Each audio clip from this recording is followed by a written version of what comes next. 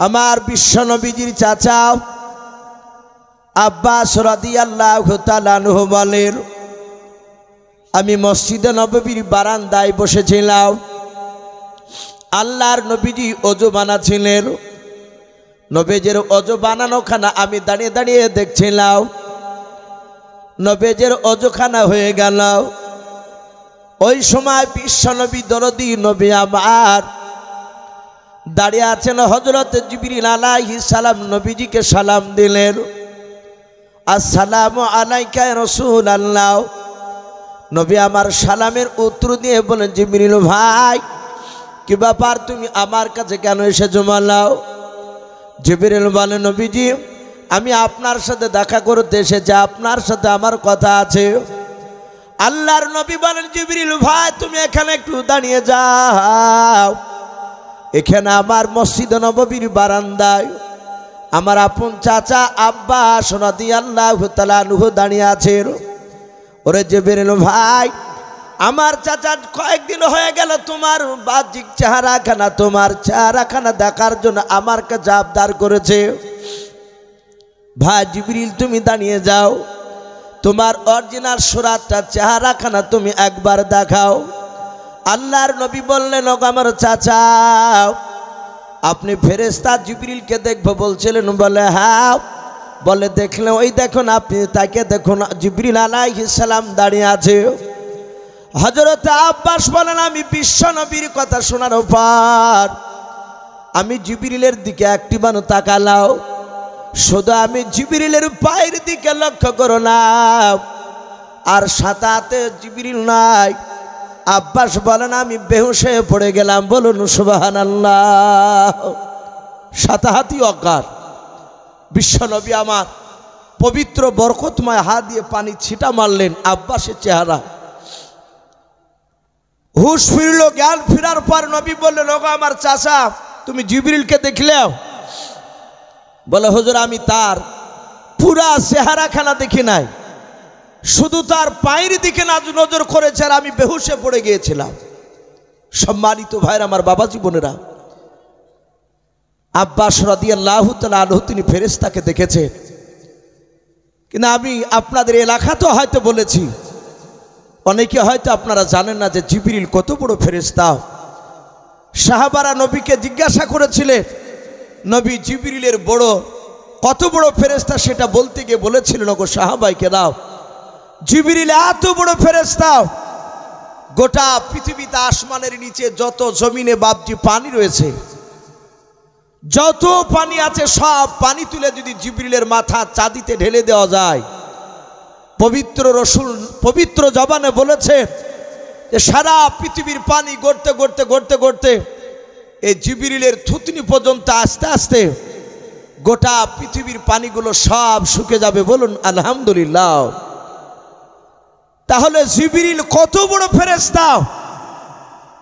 সম্মানিত ভাইরা আমার, বাবা জীবনেরা, এখান থেকে বাপজি মুফাসসিরিনে কেরাম লিখেছে যে ফেরেশতাকে যে মানুষরা দেখতে পাবে না তা নয়, সেই রকম যদি দামি যদি আপনার উম্মাত হতে পারা যায়, এখনো যদি সেই রকম আমল যদি হয় আমাদের মধ্যে বাপজি ফেরেশতার মধ্যে দেখা হতে পারে। বলুন আলহামদুলিল্লাহ।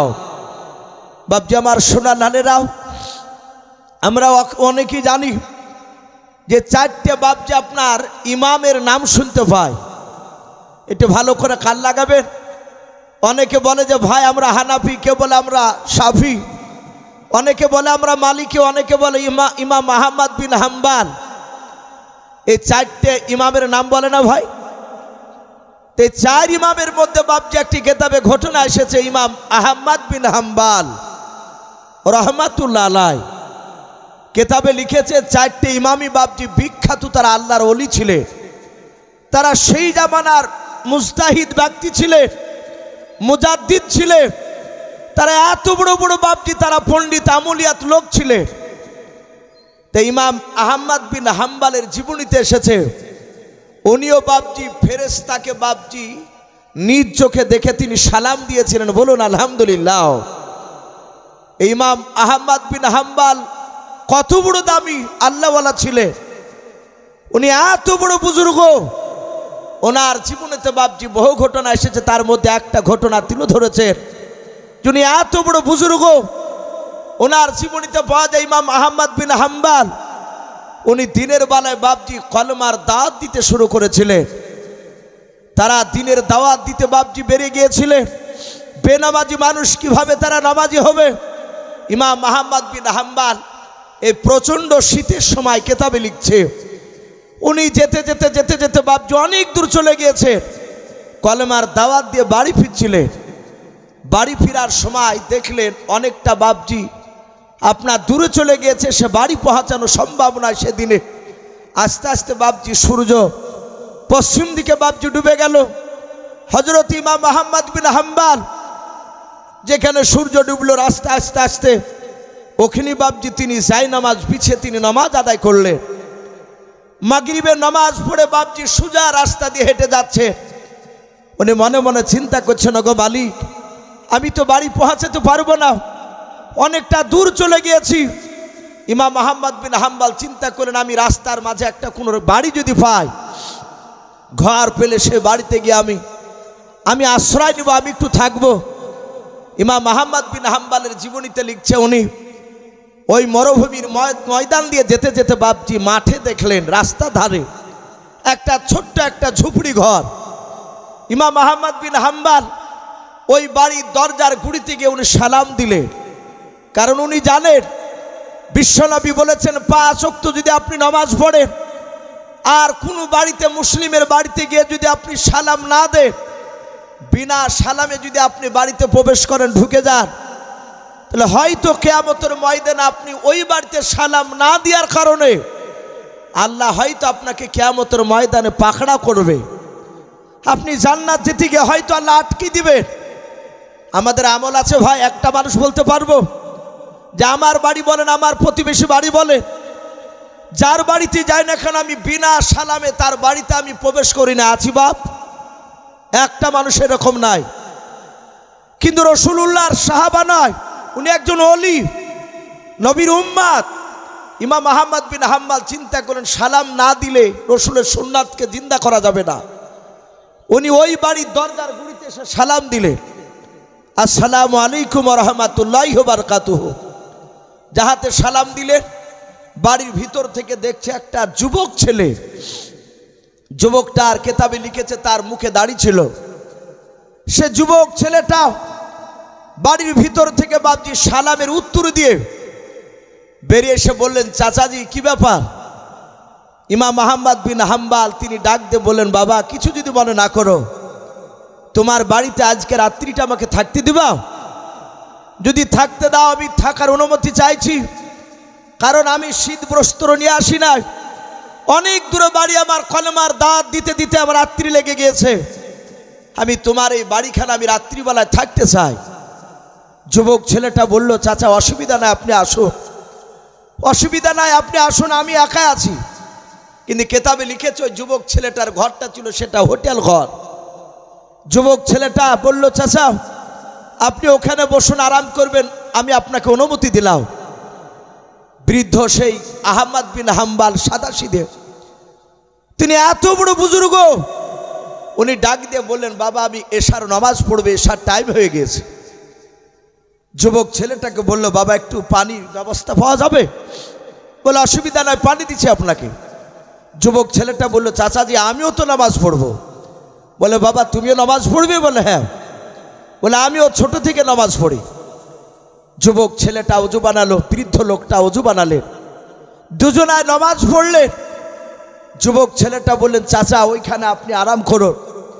চাচা আমার আরাম করলে চলবে না, এটা হোটেল ঘর, আমি গরিব মানুষ, আমি সারা রাত রুটি তৈরি করি, সারা রাত রুটি তৈরি করার পর ওই রুটিগুলোকে আমি সারা দিন বিক্রি করি। চাচা যে আমি চুলহাতে আগুন দিয়ে ওই দেখেন তাওয়াটা চাপি দিয়ে আমি আটা পানি দিয়ে আমি সানিয়ে খমির করে আমি রুটি তৈরি করব, চাচা আপনি আরাম করে। বৃদ্ধ লোকটা বললে অসুবিধা নাই বাবা। যুবক ছেলেটা বাপজি আটা সালতে শুরু করলো, তাওয়া চাপি দিয়ে তলে আগুন ধরে দিল। ইমাম আহমদ বিন হাম্বল ডাক দিয়ে বলছে, বাবা কিছু যদি মনে না করো, আমার শরীরে এমন কোনো পোশাক বেশি নাই যা থেকে ঠান্ডা আমাকে লাগবে না। ওগো বাবা, পাতলা জামা আছে আমার শরীরে, যদি তুমি কিছু মনে না করো, যদি অনুমতি দাও, তোমার চুলহাতে যে আগুন জ্বালিয়েছো ওই আগুনের তাপ একটু আমি খেতে চাই। বলুন আলহামদুলিল্লাহ। তাকওয়া দেখুন পরেজগার কাকে বলে। আজ আমরা অনেক লোক আছি, ফজর নামাজ পড়তে যাচ্ছি বাড়ি থেকে বাবজা 1/2 কিলোমিটার দূর। এখন তো আর বেশিরভাগ দূরে মসজিদ নাই। দূরে মসজিদ হলে ঝামেলা টামেলা করে বাবজি কাছে মসজিদ তৈরি করার ব্যবস্থা করছে মানুষ, যে কোনো বাহানায়। তো মসজিদে নামাজ পড়তে যাওয়ার সময় দেখা যাচ্ছে নারকেল গাছ ওই 20 হাত দূরে, আর ওই গাছের নারকেল শুকনিয়া নারকেল বাবজি পড়িয়েছে, পড়ে 20 হাত দূরে বাবজি পড়ে আছে, আর মুসল্লি যাচ্ছে নামাজ পড়তে। দেখছে 2টা নারকেল কুড়িয়ে নিয়ে গিয়ে বাড়িতে রেখে দিয়ে আসলো। ওই নারকেল দিয়ে বাবজি আপনার পিঠা তৈরি করে, অনেক সময় এরকমও শোনা যাচ্ছে ওই নারকেল দিয়ে আবার রোজার ইফতারি পর্যন্ত করছে। বলছে হুজুর ওই ইফতারিতে কি রোজা হবে? আমরা কি চিন্তা করেছি তাকওয়ায়? অথচ কি বলবো ভাই, আমি তো পারিনি, পড়েছিল তাই কুড়ে খেয়েছি। তাকওয়া বলছে খাওয়া যাবে না, কারণ ওই নারকেল গাছের মালিক তো আপনি আমি নয়। যে মালিক তার কাছ থেকে অনুমতি চাওয়া লাগবে। আপনারা শুনেছেন আব্দুল কাদের জিলানী রহমাতুল্লাহ আলাইহি নাম শুনেন নাই? বিখ্যাত বুজুর্গ আল্লাহওয়ালা। ওনার আব্বার নাম মুসা সলে জঙ্গি রহমাতুল্লাহ আলাইহি। ওনার জীবনীতে এসেছে উনি নদীর ধার দিয়ে যাচ্ছিলেন, একটা আঙ্গুরের থোকা উনি পানি থেকে তুলে খেয়ে নিয়েছিলেন। উনি ক্ষুধার্ত অবস্থায় ছিলেন, যাহাতে আঙ্গুরটা খালে, আর সাথে হাতে আবু মুসা সলে জঙ্গি রহমাতুল্লাহ আলাইহি তার তাকওয়ায় বাবজি ধাক্কা দিতে শুরু করেছে।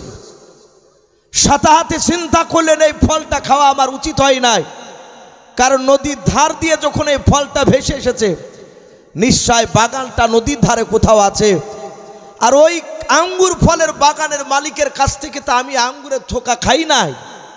বলুন সুবহানাল্লাহ। ইমানদার এমনি হওয়া যায় না। সঙ্গে সঙ্গে বাবজি ইমাম আহমদ বিন হাম্বল উনি যুবকটাকে বলল, বাবা কিছু যদি মনে না করে তোমার চুলহার আগুনের তাপ একটু আমাকে খেতে দাও। বলে চাচা অসুবিধা নাই, আপনি খান, আমি আপনাকে বাধা দিব না। আপনি যদি আমার চুলহার পাশে যদি বসে আগুনের তাপ খান, তাহলে আমার ঘুমটা আসবে না, আমার রুটি তৈরি করতে ভালো হবে। বলে তাই বাবা? বলে হ্যাঁ। ইমাম আহমদ বিন হাম্বল বলেন, আমি তার চুলহার গুড়িতে বসে বসে আমি সুবহানাল্লাহি ওয়া বিহামদিহি সুবহানাল্লাহিল আযীম এ তসবিহ আমি পড়তে শুরু করলাম।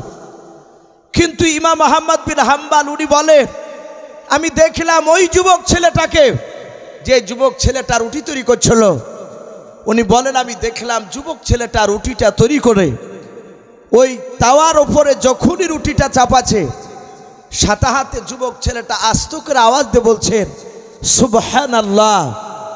আবার ইমাম আহমদ বিন হাম্বল বলেন, আমি দেখলাম রুটিটা যখন উল্টাছে, তখনও যুবক ছেলেটা বলছে আলহামদুলিল্লাহ। বলুন সুবহানাল্লাহ। ইমানদার, যারা ইমানদার হবে তারা রাস্তাঘাটে যেখানে যাক না কেন, গান তো দূরের কথা, একটা অশ্লীল ভাষা ব্যবহার করবে না। গুনগুন করে সবসময় হয় কোরআনের আয়াত, নাহারের জিকিরুল্লাহ, আল্লাহর জিকির করবে। বলুন আলহামদুলিল্লাহ। কি ভাই করবে না যারা ইমানদার?